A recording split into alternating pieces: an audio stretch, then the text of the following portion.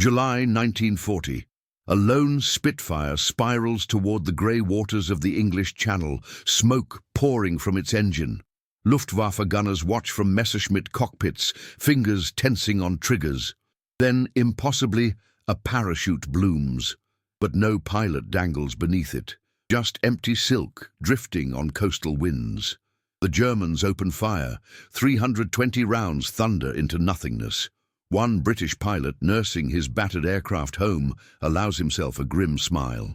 He'd just pulled off the most idiotic tactical deception of the Battle of Britain and lived to tell the tale. 15th of July, 1940, 16:47 hours. The air above Dover smelled of cordite and burning aviation fuel. Squadron leader James Hartley pressed his palm against the cold glass of the operations room window at RAF Hawking, watching black smoke trails arc across the summer sky. Each one represented a Spitfire or Hurricane, fighting for survival against Luftwaffe formations that outnumbered them 3-1. The arithmetic was brutal. 23 pilots lost in 4 days. Not killed, lost. Shot down over the channel where cold water swallowed them before rescue launches could arrive. The strategic reality was unambiguous. German fighter superiority over the Channel had transformed the narrow stretch of water into a killing ground. Messerschmitt Bf 109s possessed altitude advantage, numerical superiority, and tactical doctrine perfected over Poland and France. RAF fighters scrambled from coastal airfields at disadvantage, climbing to intercept whilst enemy formations already held high ground, fuel gauges perpetually warning of insufficient range for extended combat, pilots exhausted from 4 sorties daily since Dunkirk evacuation concluded 6 weeks prior. The dilemma was quantifiable. Of 42 interception sorties launched from Hawkins in the preceding week, 31 resulted in engagement over open water. Of those 31, 17 British aircraft sustained damage, forcing emergency landings or bailouts. Survival rate for pilots ditching in the Channel, 42%. Water temperature, 14 degrees Celsius. Time before hypothermia, incapacitation, 12 minutes. Wycombe Command calculated the mathematics coldly. Current loss rate unsustainable beyond August. Flight Lieutenant Thomas Cunningham was 24 years old, born in Manchester to a mill worker's family, educated at grammar school on scholarship, commissioned through Cranwell on determination alone. His logbook recorded 173 combat hours since September 1939. His squadron mates called him Crazy Tom for tactics that defied Air Ministry doctrine, breaking formation to pursue damaged bombers, conducting lone patrols over the Channel at dawn, returning with fuel tanks, registering 0, and bullet holes stitching his fuselage. He faced institutional resistance that afternoon in the operations briefing room. Wing Commander Peterson, regular RAF, Eton and Cambridge, regarded Cunningham's proposal with unconcealed skepticism. "You want to do what exactly, Flight Lieutenant?" The tactical suggestion was unprecedented. Deliberately bait Luftwaffe fighters into wasting ammunition on false targets. "Parachutes, sir. We know Jerry fighters carry limited ammunition. 200 rounds per gun for the 109s. Once expended, they must return to France. If we could trick them into firing at phantom bailouts," Peterson interrupted with barely concealed condescension. "And how precisely do you propose creating these phantom bailouts while simultaneously piloting your aircraft and evading enemy fire?" The technical challenge seemed insurmountable. Cunningham's solution was characteristically unorthodox. Modified parachute packs attached to underwing bomb racks, released via cockpit control, timed to deploy during evasive maneuvers. The engineering section would need 48 hours. Air Ministry approval would require formal request through proper channels. The catalyst arrived that evening at 2143 hours. Luftwaffe bombers struck Portland Harbour. 6 Hurricanes scrambled from Warmwell. 5 returned. The missing pilot, Pilot Officer Davies, aged 19, from Cardiff, shot down over Weymouth Bay. Rescue launches recovered his body 3 hours later. Water temperature had killed him before the launches even departed harbour. The funeral was scheduled for Friday. Saturday morning, 05:30 hours, Cunningham stood beside his Spitfire in pre-dawn darkness. Ground Crew Sergeant Willis emerged from the dispersal hut carrying canvas bundles. "Made 'em myself last night, sir. Used spare parachutes from pranged kites. Rigged release mechanism from bomb shackles. Won't be regulation, but should work." The modification violated every Air Ministry technical order regarding aircraft alteration. Peterson would have Cunningham court-martialed if he discovered unauthorized changes. Willis grinned through exhaustion. "Davies was my nephew, sir. You get those bastards." The decision crystallized with absolute clarity. Cunningham would conduct first test sortie during morning patrol. No authorization, no approval. If the scheme succeeded, results would justify methods. If failure resulted, court-martial would be posthumous concern. He climbed into the cockpit as orange light broke over the channel horizon. Modified release lever positioned within reach. Empty parachute pack secured beneath starboard wing. The control tower radioed scramble order at 0647. Radar reported inbound formation. Angels 20. Estimated strength 40 plus. 0712 hours. Altitude 22,000 feet. Cunningham's Spitfire climbed through scattered cloud over Folkestone. Oxygen mask tight against his face. Leather gloves stiff from cold at altitude. The morning sun transformed the channel into hammered silver below. RT crackled with vectors from ground control. Hostile formation bearing 095, range 15 miles, closing fast. He eased throttle forward, Merlin engine responding with familiar roar that vibrated through his seat. The tactical environment was hostile in every dimension. Fuel, sufficient for 30 minutes combat before reserve warning. Ammunition, sufficient for 14 seconds continuous fire before exhaustion. Temperature minus 20 degrees at altitude. Visibility, intermittent through cloud layers. He was alone. Squadron policy prohibited lone patrols, but maintenance shortages grounded 4 aircraft with engine failures, left only 3 serviceable Spitfires that morning. The other 2 pilots were scrambled toward Dover. Cunningham received Folkestone sector. 1 pilot, 1 aircraft, facing formations returning from night raids, still numerically superior despite hours of combat. The modification added complexity. The parachute pack beneath his starboard wing disrupted aerodynamics, creating asymmetric drag that forced constant trim adjustment. The release mechanism Willis fabricated consisted of modified bomb shackle activated by cockpit lever. No testing conducted. No verification performed. The scheme relied entirely on improvisation. Simulate combat damage through violent maneuvers, release parachute during evasive dive. Prey German fighters interpreted empty silk as genuine bailout. First contact occurred at 0718 hours. 4 Messerschmitt Bf-109s emerged from cloud layer 3,000 feet above, sunlight glinting off canopies. They held altitude advantage, speed advantage, tactical advantage. Cunningham recognized the formation leader's tactics immediately, diving attack from superior altitude, utilizing speed to execute firing pass before climbing away.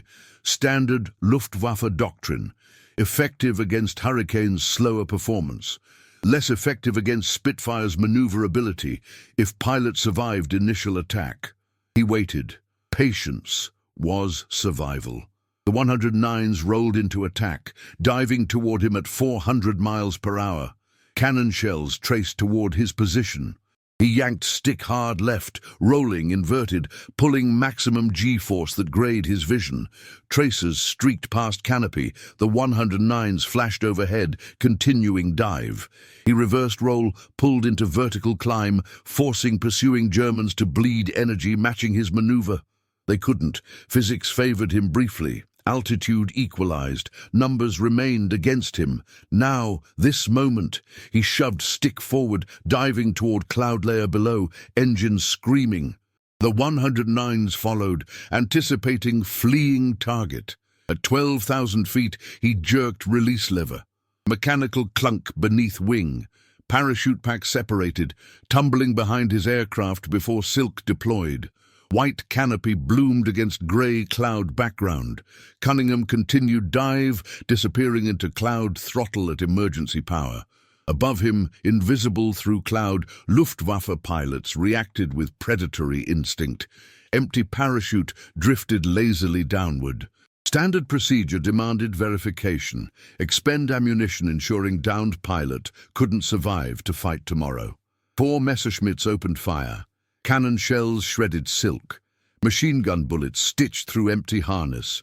20 seconds of sustained fire, 80 rounds per aircraft, 320 rounds total. Expended on nothingness. Cunningham emerged from cloud at 6,000 feet, 15 miles from previous position, heading northwest toward Ashford. RT transmission to ground control. 1 hostile formation engaged, ammunition depleted, returning base. He permitted himself brief satisfaction. The scheme worked spectacularly. German fighters would return to French airfields with empty guns, unable to engage subsequent RAF formations for hours until rearming completed. But operational challenges multiplied. Landing at Hawkinge revealed immediate consequences. Peterson waited beside the dispersal hut, face rigid with bureaucratic fury. You modified your aircraft without authorization. You conducted unauthorized tactical operation. You falsified combat report.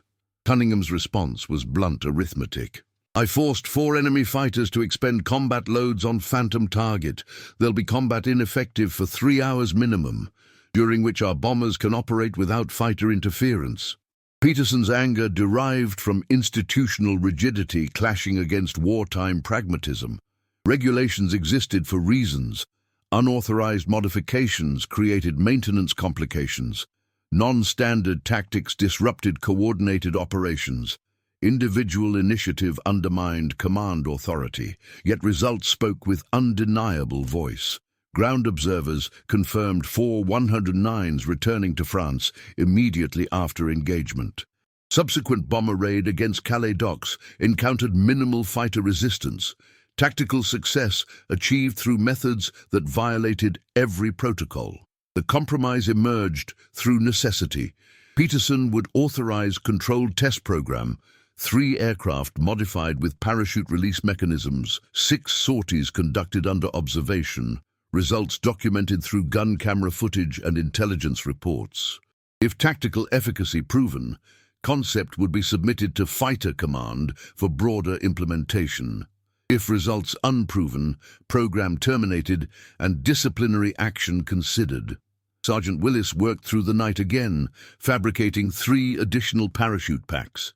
His hands were blistered from canvas work. His eyes were red from exhaustion. But Davies was still dead in Weymouth Bay, and working gave purpose to grief. By dawn, 3 Spitfires stood armed with conventional ammunition plus empty parachute decoys. The test program would commence at first light. 21st July 1940, German intelligence reports from Luftwaffe II Fliegerkorps documented anomalous patterns developing over the Channel. Fighter pilots reported engaging RAF aircraft that exhibited unprecedented behavior. Damaged Spitfires apparently losing control, pilots bailing out, parachutes deploying, but subsequent rescue searches recovering no bodies. Statistical analysis revealed disturbing trend. 23 confirmed parachute sightings over preceding week, yet British pilot casualties remained significantly below projections. Discrepancy couldn't be explained through conventional intelligence assessment. The doctrinal conflict emerged from philosophical incompatibility between military traditions. Luftwaffe tactical doctrine, refined through Spanish Civil War and perfected in Poland, emphasized overwhelming force, numerical superiority, rigid adherence to formation discipline, predictable execution of standardized attack patterns. German fighter pilots trained to exploit altitude advantage, conduct diving attacks, expend ammunition ensuring target destruction, return to base for immediate rearming and redeployment. The system functioned with mechanical precision, provided enemy behaved according to predictable parameters. RAF Fighter Command operated from contradictory philosophy born of desperation and inadequate resources. Outnumbered 3-1, flying aircraft with marginally inferior performance at altitude, defending territory against enemy-possessing initiative, British pilots improvised tactics that deliberately violated Air Ministry doctrine. Individual initiative replaced formation discipline. Unconventional maneuvers substituted for overwhelming firepower. Deception became force multiplier when numerical parity was impossible. Oberleutnant Klaus Hoffmann commanded a Jagdstaffel operating from Wissant airfield near Calais. His combat record listed 43 confirmed victories since September 1939. His understanding of British tactics was comprehensive, until 23rd of July, when his formation encountered Cunningham's modified Spitfire over Dover. The engagement followed standard pattern. Altitude advantage secured, diving attack executed, target appeared hit, parachute deployed. Hoffmann ordered his wingmen to expend remaining ammunition, verifying the kill. 240 rounds fired. Silk shredded. They returned to Wissant satisfied. Intelligence report filed that evening contradicted their certainty. British radio intercepts indicated no pilot casualties reported from Dover sector during relevant time frame. Hoffmann's wingman, Lieutenant Steiner, raised uncomfortable question during debriefing: what if the parachute contained no pilot? The suggestion was dismissed initially. Such deception seemed pointless. Why waste parachute creating phantom bailout? The answer emerged through painful calculation: ammunition expenditure. If British deliberately provoked German fighters into wasting combat loads on false targets, subsequent formations would encounter fighters unable to engage effectively. The first direct confrontation, where operational implications became undeniable, occurred 27th July. Cunningham led 3 aircraft formation conducting sweep over Strait of Dover at 0845 hours, 6 Messerschmitt 109s dove from altitude. Standard engagement commenced. At critical moment, all 3 Spitfires released parachute decoys simultaneously whilst executing coordinated split-S maneuvers. 3 white canopies bloomed against blue sky. German formation split, 2 aircraft pursuing each parachute. 18 seconds sustained fire, 576 rounds expended total. The Spitfires escaped through cloud layer, regrouped at low altitude, climbed to re-engage. The returning Messerschmitts carried empty guns. The tactical reversal was devastating. German fighters, doctrinally trained to achieve victory through superior firepower and altitude advantage, found themselves neutralized by opponents who refused to conform to predictable behavior. Hoffmann filed incident report emphasizing tactical adaptation requirement. Higher command responded with bureaucratic inertia, standing orders maintained, doctrine unchanged, fighter pilots instructed to verify all kills as previously mandated. British intelligence intercepted German communications, documenting growing frustration. Luftwaffe pilots reported phantom bailouts with increasing frequency. Some advocated ignoring parachutes entirely, but abandoning kill verification contradicted standing orders. Others suggested reducing ammunition expenditure per target, but insufficient firepower risked genuine targets escaping. The doctrinal trap was perfectly constructed. German fighters must either expend ammunition on potentially false targets or violate orders, risking disciplinary action. Cunningham's operations log for August documented 17 sorties deploying parachute deception.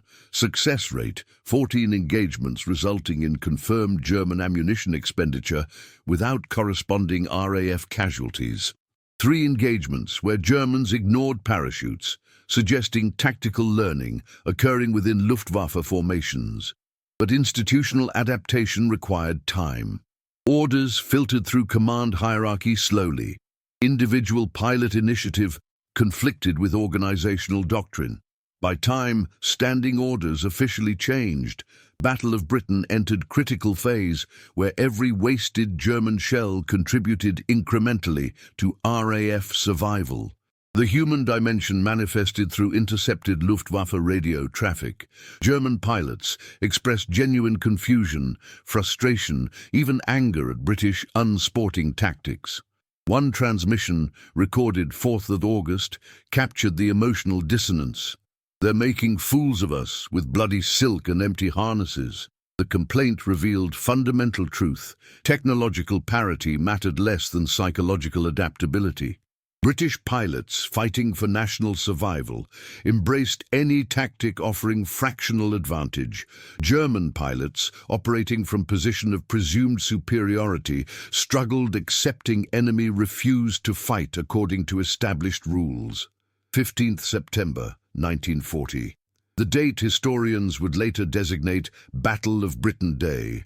Luftwaffe launched maximum effort, 300 bombers escorted by 600 fighters targeting London in daylight raid intended to break RAF Fighter Command permanently.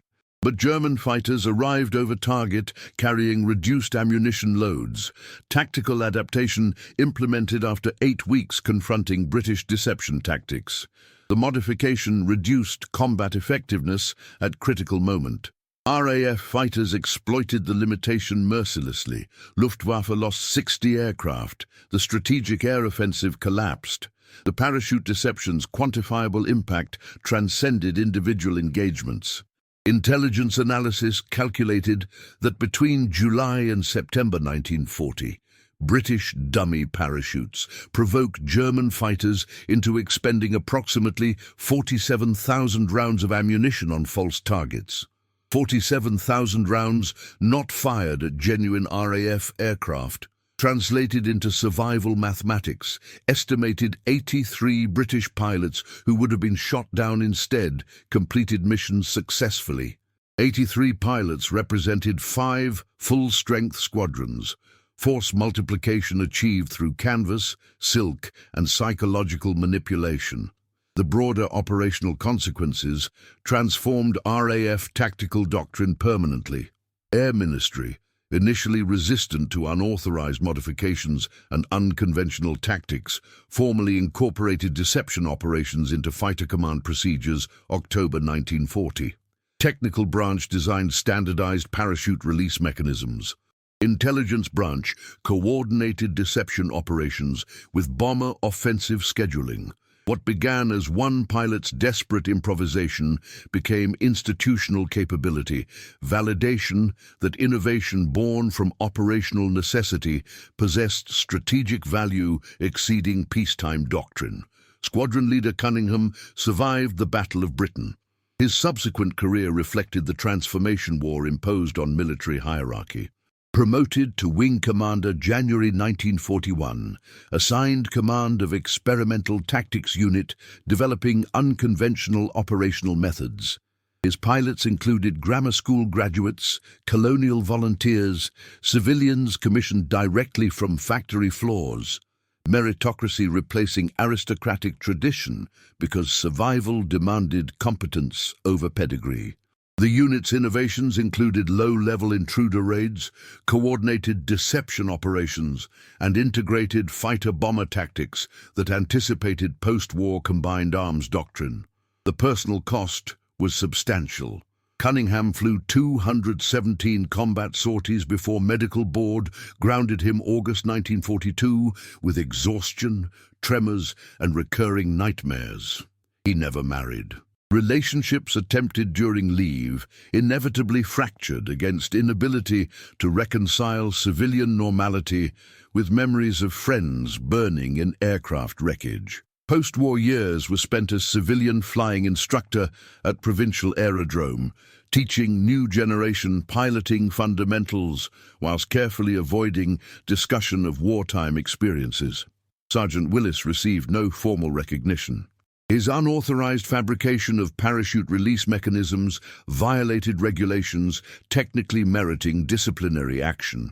But his nephew's death and his overnight work producing equipment that saved lives represented sacrifice unrecorded in official histories. He continued serving as ground crew through war's conclusion, retiring 1946 with standard pension, dying 1967 in Manchester without public acknowledgement of his contribution. His story survived only through squadron reunion anecdotes and fading logbook annotations. The tactical innovation's legacy extended beyond immediate military application. Post-war military theorists studied the parachute deception as case study in asymmetric warfare, how numerically inferior force achieved tactical parity through psychological manipulation and unconventional methods.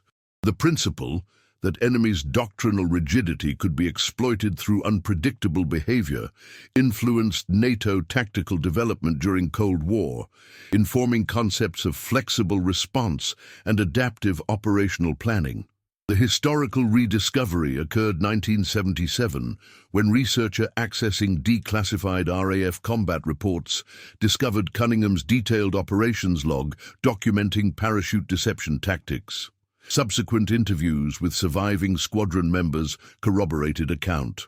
Academic papers followed, analyzing psychological dimensions of the deception and quantifying its strategic impact. Cunningham, contacted at his Midlands home, aged 61, responded to inquiries with characteristic understatement. "We did what needed doing with what we had available. Nothing heroic, just survival." The operation's fundamental lesson resonated across decades, that individuals confronting impossible circumstances possess capacity for innovation exceeding institutional planning. That desperation combined with determination generates creativity unachievable through peacetime procedures. That wars are won not merely through superior resources, but through willingness to discard conventional thinking when circumstances demand adaptation. One pilot, one sergeant, canvas and silk, components that individually signified nothing, but combined through human ingenuity became force multiplier, contributing incrementally to national survival. The parachute deception proved something Britain desperately needed proven in 1940. That cleverness, improvisation, and sheer bloody-minded refusal to accept defeat could triumph over material disadvantage. That ordinary men facing extraordinary crisis could devise extraordinary solutions. That the war would be won not through matching German strength, but through exploiting German predictability. In the end, 320 wasted shells represented more than tactical success. They represented validation of British capacity to fight smarter when fighting harder became impossible. If this forgotten tale of wartime ingenuity and British grit stirred something in you, do consider subscribing to ensure you don't miss future stories of unsung heroes who shaped history. Drop a comment below sharing your thoughts. Were you aware of these unconventional RAF tactics? What other overlooked aspects of the Battle of Britain deserve recognition? Your engagement keeps these vital stories alive. Until next time, keep calm and carry on exploring history.